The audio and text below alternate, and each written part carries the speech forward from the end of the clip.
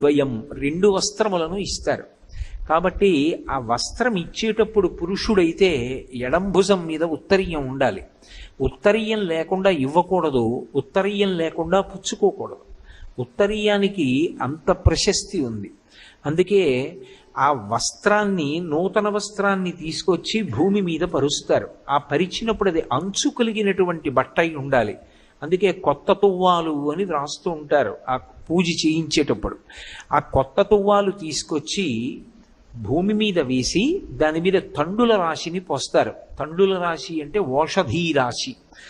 దానికి ఒక శక్తి ఉంటుంది. అది భగవంతుని యొక్క కిరణ స్పర్శ చేత, అంటే చంద్రకిరణ స్పర్శ చేత, సూర్యకిరణ స్పర్శ చేత అది ఓషధీతత్వాన్ని నింపుకుంటుంది. అటువంటి తండుల రాశిని, అంటే బియ్యాన్ని పోసి దాని మీద కలశాన్ని స్థాపన చేస్తారు. మీరు ఎప్పుడూ ఒక విషయం జ్ఞాపకం పెట్టుకోవాలి.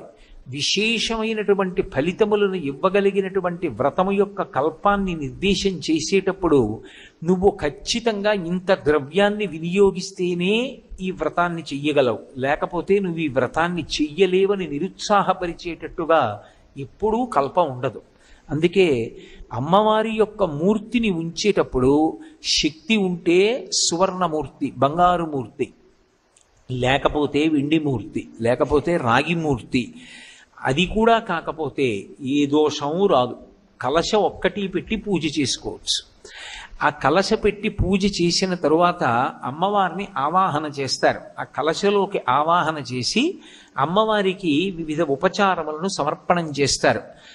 ధ్యాయామి అంటే నువ్వు ఇలా ఉంటావు అని నేను ధ్యానం చేస్తున్నాను అని దాని అర్థం. అమ్మవారు అసలు ఎలా కూర్చునుందని చెప్తున్నారు అన్నదాన్ని మీరు చాలా జాగ్రత్తగా ధ్యానం చెయ్యాలి. ఆవిడేదో పద్మాసని, పద్మకరి, ఆవిడ ఒక పెద్ద తెల్లటి పద్మంలో కూర్చుని ఒక కాలు చాపడమో రెండు కాళ్ళు చాపడమో చేసి కూర్చుందని భావన చేసి పూజ ప్రారంభం చేసిన తరువాత ఇక లౌకిక సంభాషణ చెయ్యకూడదు.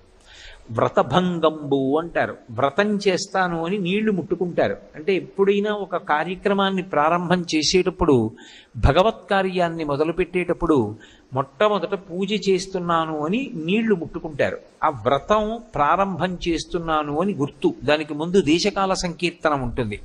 నేను ఫలానా ప్రదేశంలో ఉన్నాను, ఏదో శ్రీశైలస్య వాయవ్య దిగ్భాగే అంటారులా ఉంది. మీరైతే శ్రీశైలస్య వాయవ్య దిగ్భాగే ఏదో సూర్యాపేట పట్టణే స్వగృహే సమస్త దేవతా బ్రాహ్మణ హరిహర సన్నిధౌ అస్మిన్ వర్తమాన వ్యవహారిక చాంద్రమాయని శ్రీ విజయన